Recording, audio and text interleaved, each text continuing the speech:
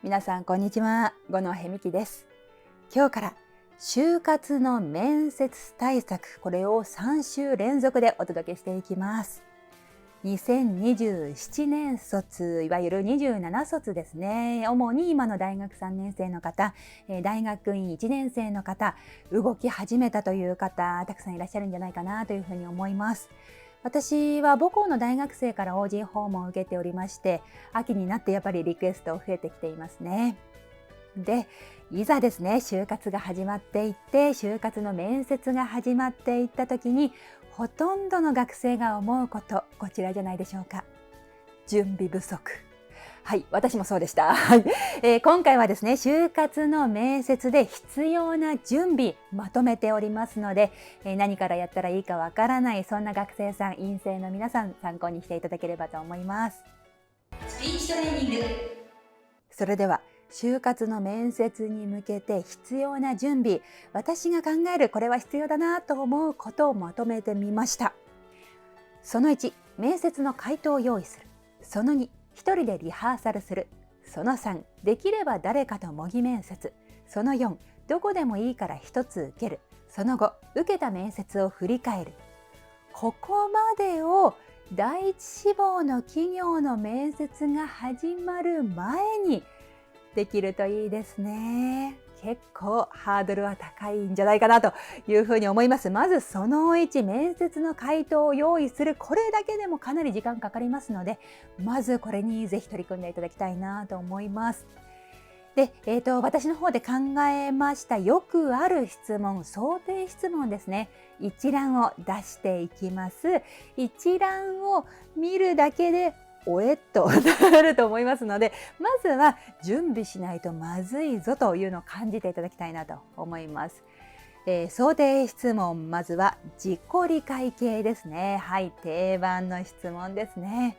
そしてその2としては企業理解志望動機系ですね。はい、こちらも定番ですね。それからその3、行動思考プロセスを問う系。これもそうですね、ありますね。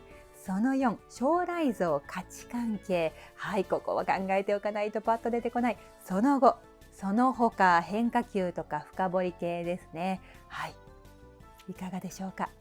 すべての質問にパッと答えられそうだという方いらっしゃいますか？社会人でもなかなか厳しいと思いますね。はい、まずは準備しないとこれちょっとまずいぞというのを感じていただければなと思います。スピーチトレーニング。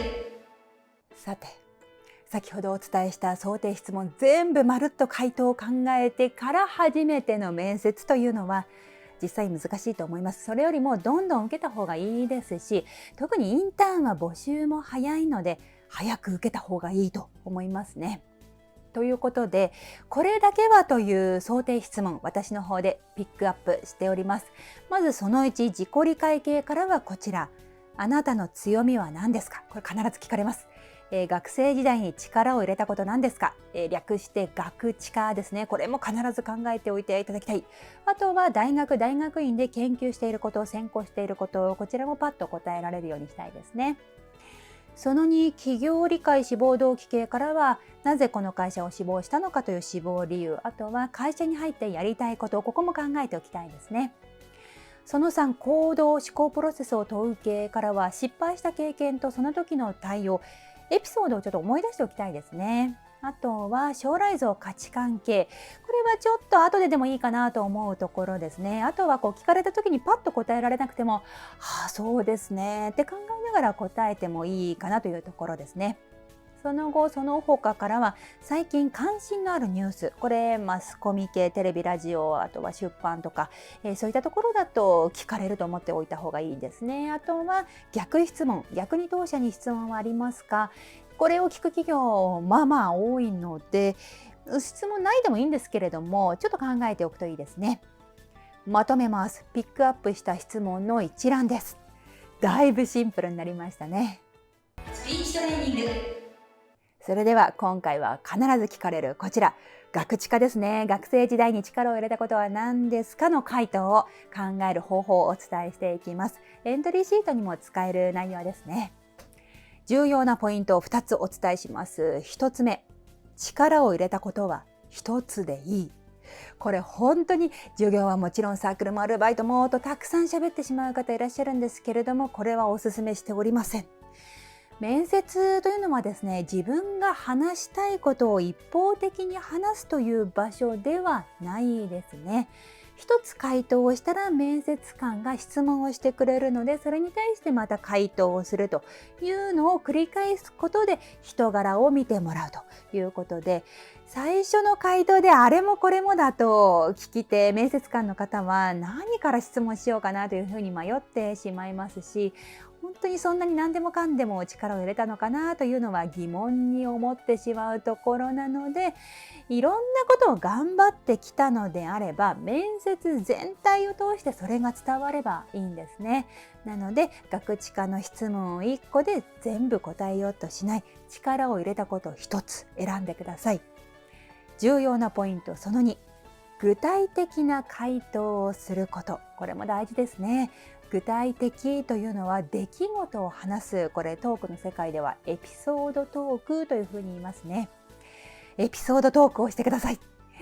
ダンスサークルで精力的に活動しましたとか、アルバイトで積極的に行動しました。これで終わりにしてしまう学生さん、まあまあお見かけするんですけれども、何をどうやってそもそも本当なのというのがちょっと疑問に思ってしまうところなので、エピソードトークにしていく。